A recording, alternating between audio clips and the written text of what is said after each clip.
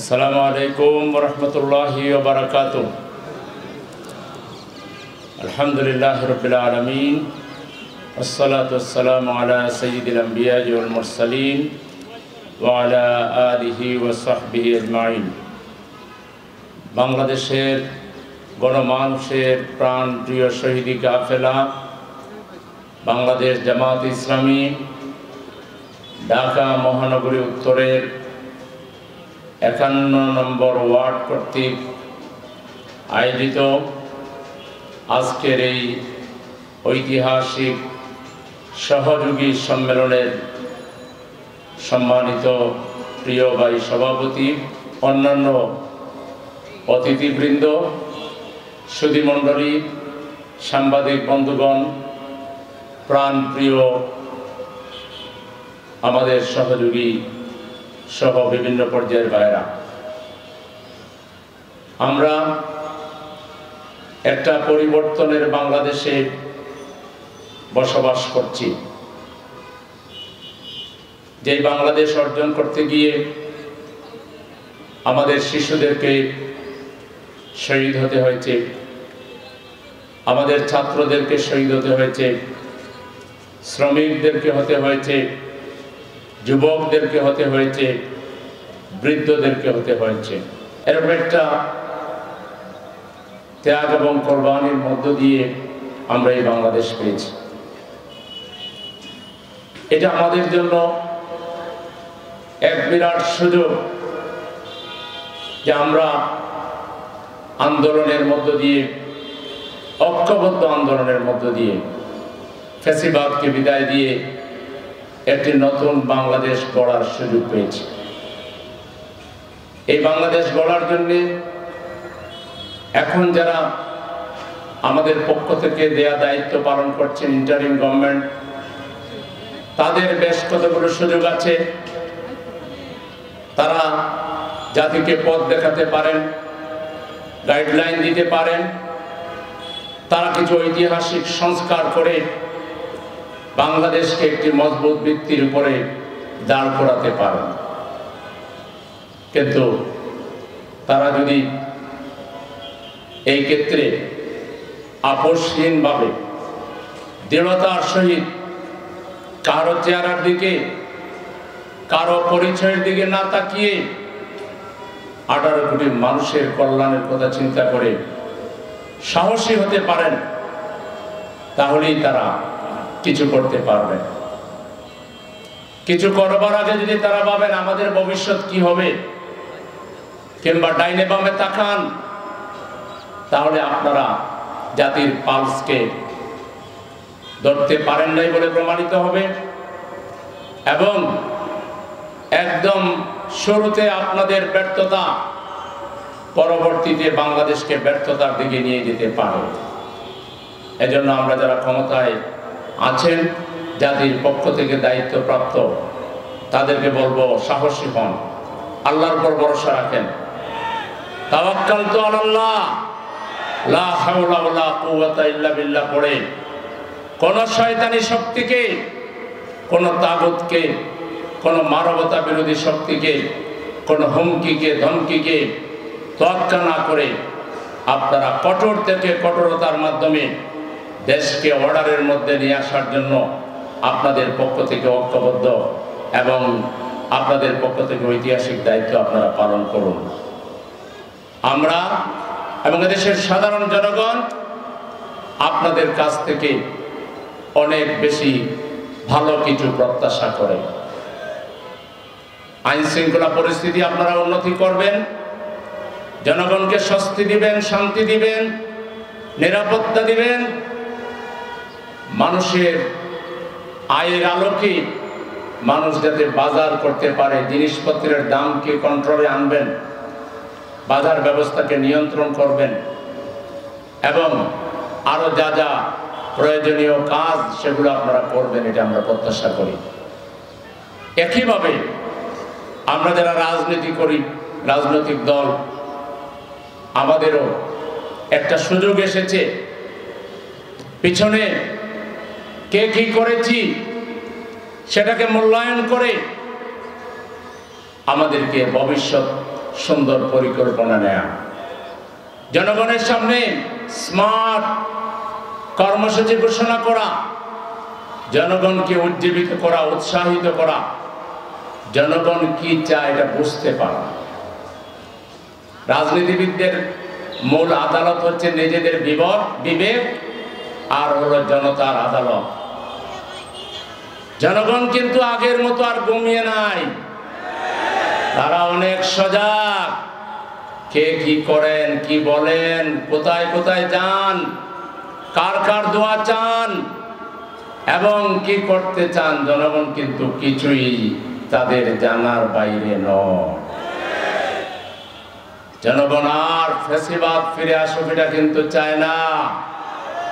ফ্যাসিবাদীরা যে ভাষায় কথা বলেছিল, যে কার্ড ব্যবহার করে তাদের চিরস্থায়ী বিদায়ের বন্দোবস্ত করেছিল, একই বোতা কার্ড ব্যবহার করে লাভ হবে না। মানুষ ফ্যাসিবাদের দূষর ভাবতেও পারে। রাজনীতিবিদরা রাজনীতি কারা করে? যাদের বড় মন আছে, যারা উদার, যারা দূরদর্শী, যারা প্রজ্ঞার সাথে কথা বলতে পারে। রাজনীতির ভাষা হবে স্মার্ট, রাজনীতিতে ভিন্নমত থাকবে, রাজনীতিতে আলোচনা থাকবে, সমালোচনা থাকবে। আলোচনা স্মার্ট হইতে হবে, সমালোচনা তার চেয়ে বেশি স্মার্ট হইতে হবে। জগলাটে মানুষের মতো কথা বললে রাজনীতি মানায় না। দোষারোপের রাজনীতি, এটা হাসিনার রাজনীতি, এটা ফ্যাসিবাদের রাজনীতি, এটা গণকেস, এটা বাংলাদেশে আর আসবে না। বাংলাদেশে আবার যদি ট্যাগ মারার রাজনীতি কেউ করতে চান, লিখে নেন, আপনাদের ভবিষ্যৎ অন্ধকার। এই রাজনীতি বাংলাদেশের জনগণ কবুল করবে না, এই রাজনীতি বাংলাদেশে চলবে না। আগামী দিনে ভোট দেওয়া হবে। 18 কোটি মানুষের সংখ্যাগরিষ্ঠ মানুষের যে ঈমান, আকীদা, বোধ, বিশ্বাস, তাদের যে সক্রিয় সংস্কৃতি, এটাকে আপহোল্ড করে, এটাকে ধারণ করে যারা রাজনীতি করতে পারবেন, এই আলোকে বিভিন্ন ক্ষেত্রে কর্মসূচি প্রণয়ন করতে পারবেন।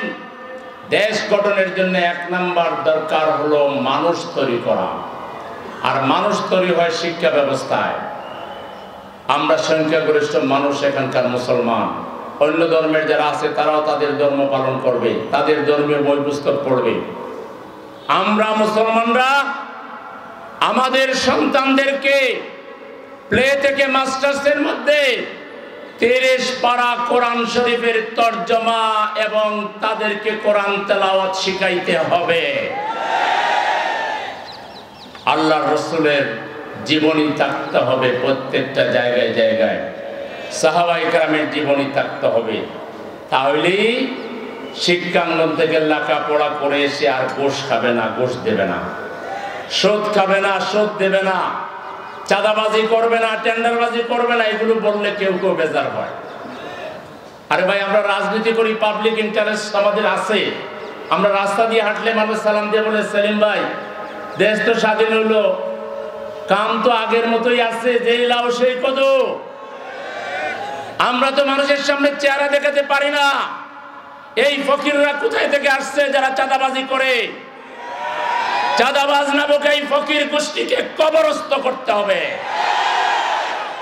এবং সেটা যদি করতে হয় তাহলে আগে শিক্ষাঙ্গনকে সাজাতে হবে। শিক্ষাঙ্গনে এমন শিক্ষা দিতে হবে, সবার আগে আল্লাহর ভয় ঢুকাইতে হবে, আখিরাতের ভয় ঢুকাইতে হবে, তাকওয়াবান মানুষ বানাতে হবে, সত্যিকার মুসলমান বানাতে হবে। আল্লাহ রাসূলের এই হাদিস শিখাতে হবে, আল মুসলিমু মান সালিমাল মুসলিমুনা মিন লিসানিহি ওয়া ইয়াদিহি। প্রকৃত মুসলমান সেই যার হাত আর জবান থেকে অন্য মুসলমান নিরাপদ থাকে। আমরা যদি আল্লাহর ইচ্ছায়, জনগণের দোয়া এবং ভালোবাসায় আমরা যদি জাতি পরিচালনার, জাতির নেতৃত্ব দেওয়ার সুযোগ পাই, শিক্ষা ব্যবস্থাকে এমনভাবে ঢেলে সাজাবো, এখান থেকে ইহলৌকিক পারলৌকিক দিন এবং দুনিয়ায় এমন পারদর্শী হবে যে একই সাথে মসজিদের ইমামতি করতে পারবে, খুতবা দিতে পারবে, জানাজা নামাজ পড়াতে পারবে, আবার পার্লামেন্টে সে যুক্তি উপস্থাপন করে পার্লামেন্টে জাতির সমস্যা তুলে ধরতে পারবে, আইন প্রণয়ন করতে পারবে। এট এ টাইম সাইমultaneously একটা মানুষ সব ধরনের দায়িত্বই পালন করতে পারবে। আমরা সেই রকম শিক্ষা গড়ে তুলব। আমাদের শিক্ষা থেকে মেধাবী ছাত্রদেরকে আলাদাভাবে এদেরকে আমরা এমনভাবে কিছু প্রজেক্ট দিয়ে দিব, এদের হাতে কাজ তুলে দিব, তারা বাংলাদেশের বিভিন্ন সেক্টরকে সুন্দর সুন্দর প্ল্যানিং দিয়ে, পরিকল্পনা দিয়ে আমাদের দেশটাকে সামনে এগোনোর পরিকল্পনা তারা দিবে। বাংলাদেশে কি নাই? আমাদের জনসম্পদ আছে, আমাদের গ্যাস সম্পদ আছে, আমাদের তেল সম্পদ আছে, আমাদের মৎস্য সম্পদ আছে, আমাদের নাই কি প্রাকৃতিক সম্পদ আছে, কিন্তু আমাদের ভালো নেতা নাই। ডাক্তার শফিকুর রহমান সাহেবের মতো তার নেতৃত্বে যারা কাজ করছেন 5 বছর একবার স্টিয়ারিং তাদের হাতে দেন, তারপরে আমরা যদি না পারি আমাদেরকে কালু সালাম বলে দিন। 5টা বছর ভালো মানুষের হাতে দেশের চাবিকাঠি তুলে দেন, দেখবেন ইনশাল্লাহ কি হয়। ওই রাজনীতিবিদরা যারা আমার ছেলের হাতে অস্ত্র তুলে দাও, আমার ছেলে মেয়েদেরকে যারা মাদকাসক্ত করো, কিশোরগঞ্জকে নিয়ে যাও তোমাদের ক্ষমতাকে দীর্ঘায়িত করার জন্য এবং তোমাদের নেতৃত্বকে ধরে রাখার জন্য, আমরা এমন ব্যবস্থা নিব কোনো কর্মী খুঁজে পাইবা না। কারণ চাঁদাবাজি বন্ধ হইলে রাজনৈতিক দলের কর্মীর শূন্যতা দেখা দিবে, আর দুর্নীতি বন্ধ হলে রাজনৈতিক দল আর নেতার সংখ্যারও ঘাটতি দেখা দিবে। এখন ঠিকই আছে, এখানে বড় বেশি পাওয়া যায়, খালি খাইতে হবে, খালি খাইতে হবে। এই খাই খাই পাই পাই নাই নাই এই রাজনীতি বাংলাদেশ থেকে আমরা বিদায় জানাবো। কি বলেন, রাজি আছেন? এই বাংলাদেশের 58,500 বর্গ কিলোমিটার মাটি একটা শান্তির মাটি হিসাবে এখানে কোনো প্রকার অস্ত্রের জঞ্জরানি চলবে না, এখানে কোনো মাস্তানতন্ত্র চলবে না। এখানে মানুষ ভাই ভাই হয়ে 18 কোটি মানুষ 58,500 বর্গ কিলোমিটার মাটির প্রত্যেকটা ইঞ্চি মাটিকে তার নিজের মাটি মনে করবে। সেই রকম আমরা সকলে মিলেমিশে বাংলাদেশকে গড়ে তুলব। আল্লাহ তাআলা আমাদেরকে সেই তৌফিক দান করুন। আপনাদের সবাইকে অনেক অনেক ধন্যবাদ এবং শুভেচ্ছা জানিয়ে আমার কথা এখানে শেষ করছি। আল্লাহ হাফেজ। আসসালামু আলাইকুম ওয়া রাহমাতুল্লাহি ওয়া বারাকাতুহু।